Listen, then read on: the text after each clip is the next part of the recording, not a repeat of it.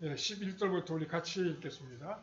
예수께서 예루살렘으로 가실 때 사마리아와 갈릴리 사이로 지나가시다가 한 마을에 들어가시니 나병 환자 1명이 예수를 만나 멀리 서서 소리를 높여 이르되 예수 선생님이여 우리를 불쌍히 여기소서 하거늘 보시고 이르시되 가서 제사장들에게 너희 몸을 보이라 하셨더니 그들이 가다가 깨끗함을 받은지라. 그 중에 한 사람이 자기가 나은 것을 보고 큰 소리로 하나님께 영광을 돌리며 돌아와 예수의 발 아래에 엎드려 감사하니 그는 사마리아 사람이라. 예수께서 대답하여 이르시되 10사람이 다 깨끗함을 받지 아니하였느냐? 그 9은 어디 있느냐? 이 이방인 외에는 하나님께 영광을 돌리러 돌아온 자가 없느냐 하시고 그에게 이르시되 일어나 가라 내 믿음이 너를 구원하였느니라 하시더라. 아멘. 예, 오늘은 사마리아인의 감사라고 하는 제목으로 다시 말씀을 생각해 보겠습니다. 예수님이 갈릴리를 떠나서 예루살렘으로 가실 때 10사람의 나병 환자들을 만나게 되었습니다. 이 10사람의 나병 환자 가운데 사마리아인이 함께 있었습니다. 당시 대부분의 유대인들은 사마리아 사람들을 개와 같이 취급했기 때문에 그들과 어울리지를 아니했습니다. 그런데 나병에 걸리면서 유대인들과 사마리아인이 함께 다니게 되었습니다. 그 이유는 이제 더 이상 높아질 이유도 없었고 사람들의 인정을 받을 일도 없었기 때문입니다. 이 10사람의 나병 환자들은 예수님에 대한 놀라운 믿음을 가지고 있었습니다. 그 믿음은 자신들이 아무리 불치의 병을 앓고 있어도 예수님께 가기만 하면 치료될 수 있다는 바로 그러한 믿음이었습니다. 예수님은 이 사람들의 믿음을 아주 귀하게 여기셨습니다. 그래서 그들의 믿음대로 치료하여 주셨습니다. 그러나 중요한 것은 치료받은 뒤에 나타났습니다. 이 10사람의 나병 환자들이 치료를 받은 후 유대인들은 모두 자신들의 길로 가버리고 말았고 오직 사마리아 사람 한 사람만 예수님께 나아가서 감사를 드렸습니다. 그때 예수님은 나머지 9사람은 어디에 있느냐라고 하시면서 아주 서운해 하셨습니다. 이것은 육신의 병이 낫고 돌아가는 것이 전부가 아니라는 사실을 우리에게 보여줍니다. 육체의 질병이 낫는 것은 더 큰 은혜로 나아가는 징검다리가 되어야 합니다. 그러나 9사람의 유대인들은 세상에 속한 욕심 때문에 더 큰 은혜를 받지 못하고 다시 세상으로 돌아가 버리고 말았습니다.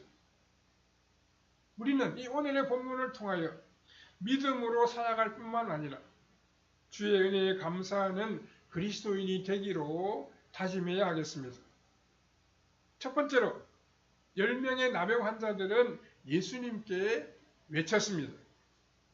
본문 11절에 13절에 보면 예수께서 예루살렘으로 가실 때 사마리아와 갈릴리 사이로 지나가시다가 한 마을에 들어가시니 나병 환자 10명이 예수를 만나 멀리 서서 소리를 높여 이르되 예수 선생님이여 우리를 불쌍히 여기소서 하거늘 이라고 했습니다.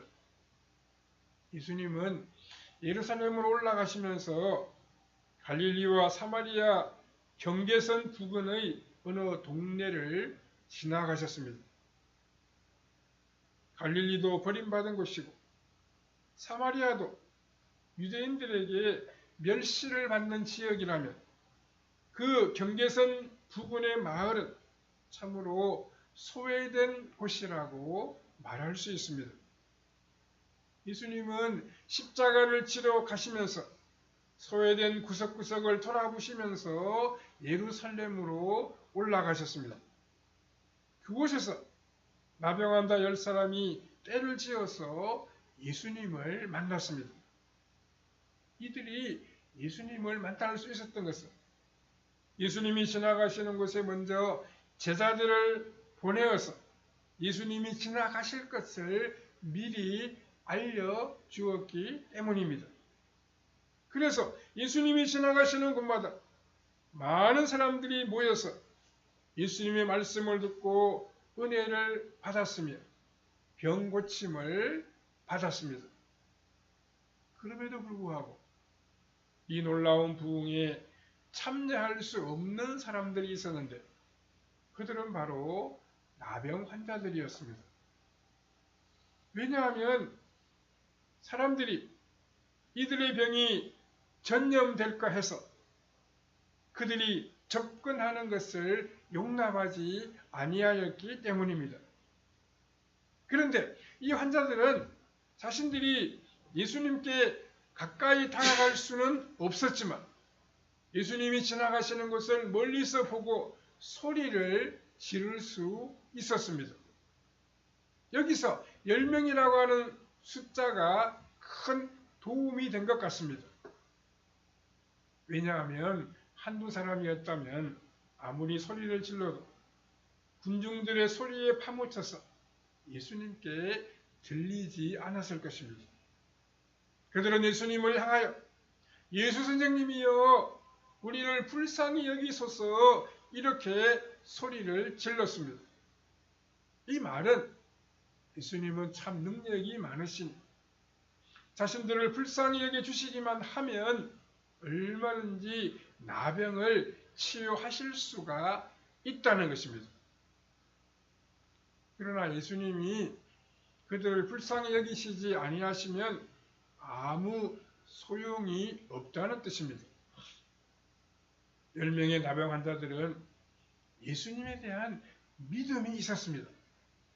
그 믿음은 예수님이 능력이 많으시기 때문에 어떤 병이든지 고치실 수가 있다는 것입니다. 이것은 참으로 귀한 믿음입니다. 우리는 예수님의 큰 능력을 기억하지 못할 때가 있습니다. 우리 예수님은 전능하신 하나님이십니다. 그래서 모든 것은 우리 예수님의 말씀에 달려 있습니다. 사람들은 어려운 일을 당하면 간절한 마음으로 하나님께 매달려 기도합니다. 하나님은 우리의 기도를 무시하지 아니하십니다. 우리의 기도를 모른다고 외면하지 아니하십니다. 우리가 하나님 앞에서 부르짖으면서 기도한다는 것은 참으로 중요합니다. 왜냐하면 부르짖는다는 것은 우리의 체면이나 자존심을 다 버리고 오직 우리의 문제를 주님께 다 맡긴다는 뜻이기 때문입니다. 그러나 여기서 중요한 사실은 이런 육체적인 질병이 전부가 아니라는 것입니다. 주님을 온전히 의지하고 주님을 믿고 살아가는 삶이 참으로 우리에게 중요하다는 사실입니다. 두 번째로 예수님은 이 나병 환자들의 부르짖음에 응답하셨습니다. 응답하신 예수님은 그 자리에서 바로 이 10사람의 나병 환자들을 고쳐주지 아니하시고 믿고 제사장에게로 가게 하셨습니다. 즉 예수님은 이들의 믿음을 한번 시험해 보셨습니다. 14절에 보시면 보시고 이르시되 가서 제사장들에게 너희 몸을 보이라 하셨더니 그들이 가다가 깨끗함을 받은지라 라고 했습니다. 물론 우리 예수님은 그 자리에서 바로 그들의 병을 고치실 수가 있습니다. 그러나 예수님은 그 자리에서 즉시 치료하지 아니하시고 그들에게 예수님의 말씀을 믿고 제사장에게로 가라고 말씀하셨습니다. 그것은 이 나병 환자들이 예수님의 말씀을 믿고 제사장에게로 가는 동안 무슨 일이 일어날 것이라는 뜻입니다. 예수님이 그 사람들을 바로 치료하지 않으신 것에는 아주 중요한 의미가 있습니다. 이것은 병이 낫는 것보다 더 중요한 것이 예수님의 말씀을 믿고 순종하는 것임을 보여주는 것입니다. 예수님이 하나님의 아들이시며 능히 그들의 병을 고칠 수 있는 분이라고 하면 예수님의 말씀도 동일한 능력을 나타낸다는 사실을 믿으라는 것입니다. 즉 예수님의 말씀의 능력을 믿으라는 것입니다. 예수님은 이 10사람의 믿음을 한 단계 더 끌어올리고 계십니다.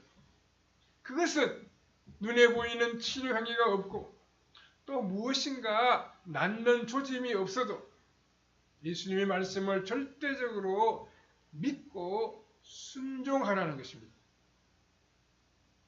이것은 이들에게 무한한 가능성을 약속하시는 말씀입니다.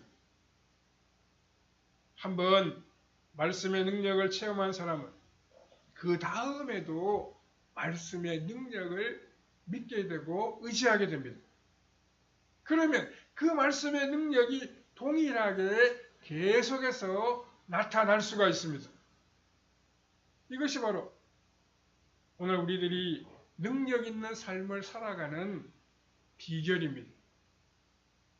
즉, 우리 예수님이 눈에 보이지 않아도 그분의 말씀인 성경을 그분과 똑같이 믿는 것입니다. 그러면 무한한 능력이 우리를 통하여 나타나게 될 것입니다. 왜냐하면 성경 말씀은 하나님의 백지 위임장과 같기 때문입니다. 우리는 믿음으로 얼마든지 하나님의 능력을 끌어올 수 있습니다. 그래서 이 세상에서 가장 능력 있는 사람은 성경 말씀을 액면 그대로 온전히 믿는 사람입니다. 10명의 나병 환자들은 예수님의 말씀을 믿고 가다가 모두 다 치료받았습니다.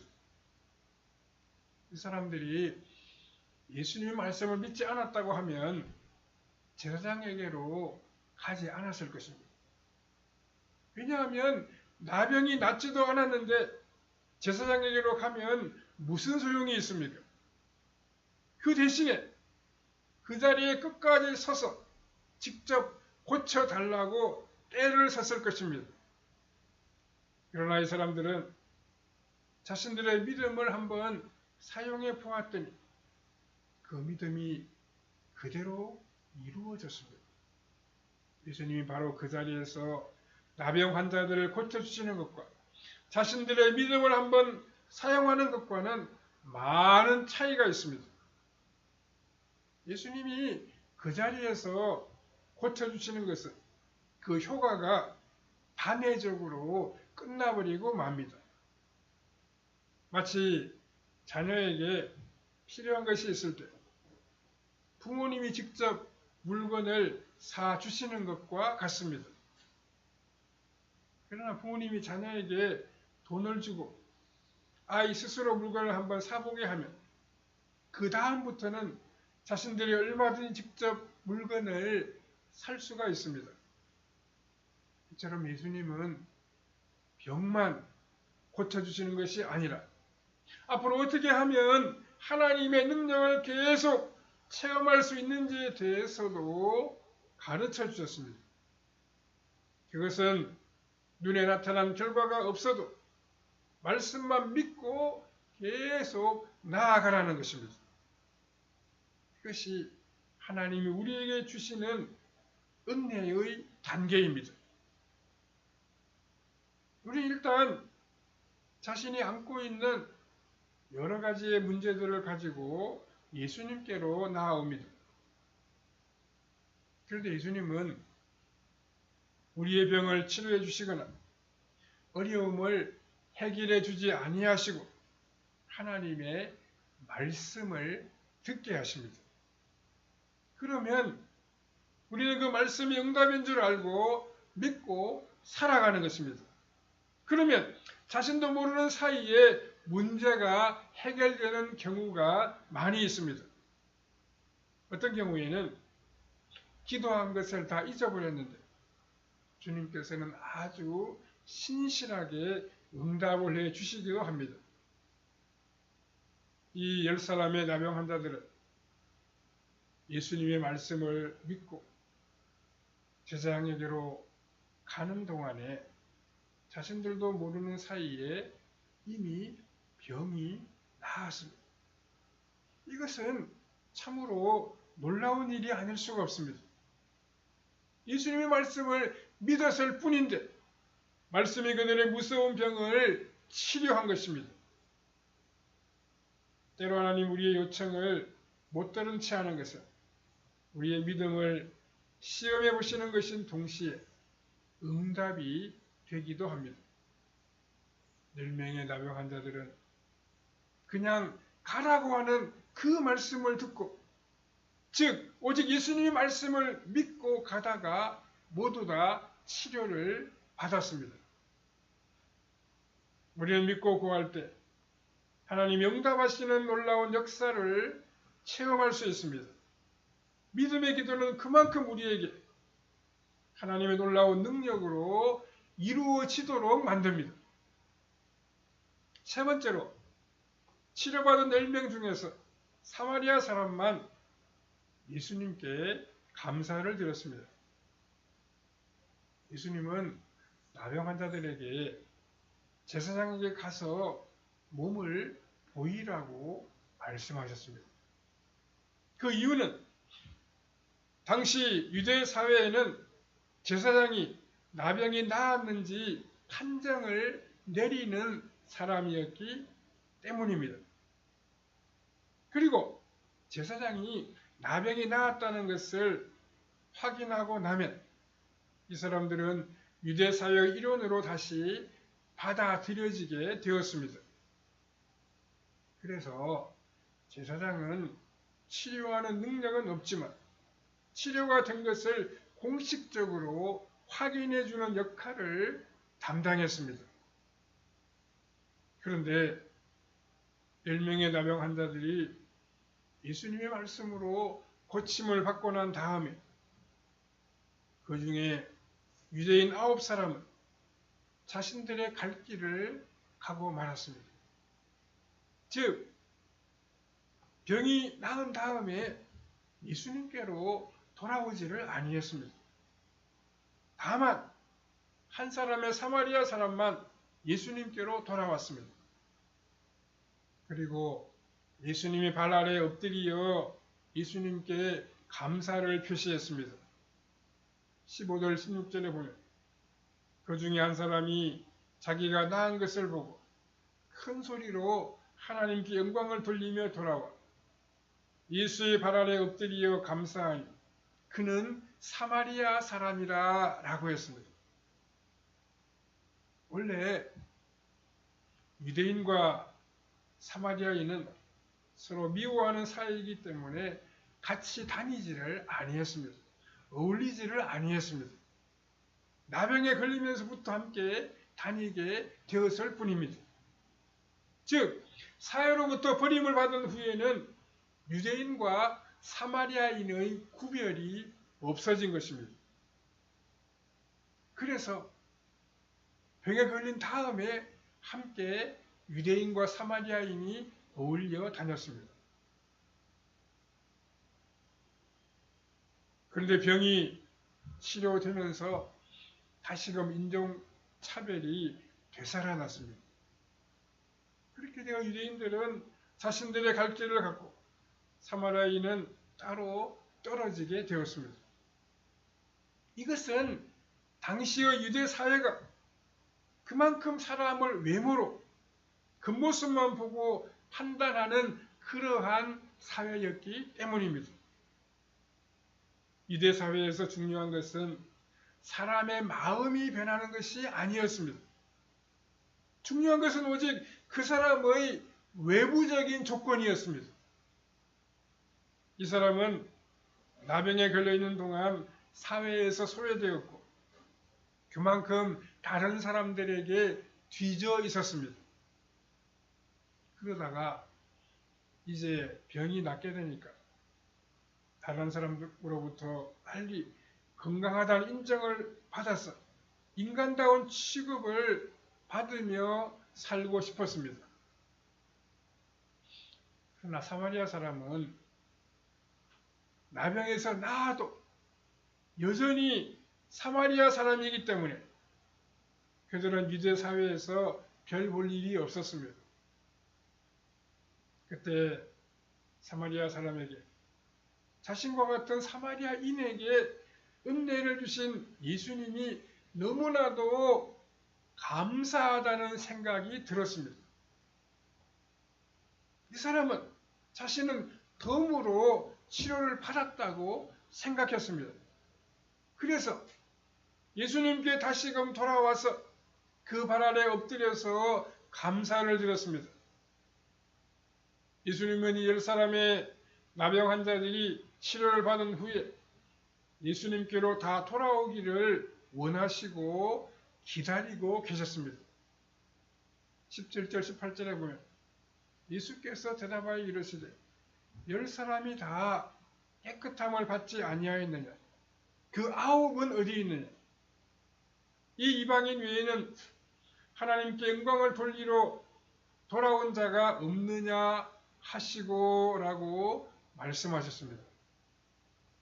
예수님은 우선 이 한 사람이 예수님께로 돌아와서 영광을 돌린 것을 아주 기뻐하셨습니다. 그 이유는 예수님께서 질병이 낫는 것이 믿음의 전부가 아니라고 하는 사실을 알고 계셨기 때문입니다. 예수님은 돌아온 이 사람에게 다른 사람들은 어디 있느냐고 물으셨습니다. 이것은 그들 모두 당연히 예수님께로 나아올 것을 기대하고 계셨다는 뜻입니다. 예수님은 그들이 다 큰 믿음으로 나아오기를 원하고 계셨습니다. 그것이 무엇입니까? 능히 구원을 받을 수 있는 믿음이었습니다. 어떤 사람이 병이 들었다가 기도로 나은 것은 참 대단한 믿음입니다. 사업에 실패했다가 기도함으로 사업에서 복을 받는 것도 큰 은혜가 아닐 수가 없습니다. 그러나 그것이 하나님이 베푸시는 은혜의 전부가 아닙니다.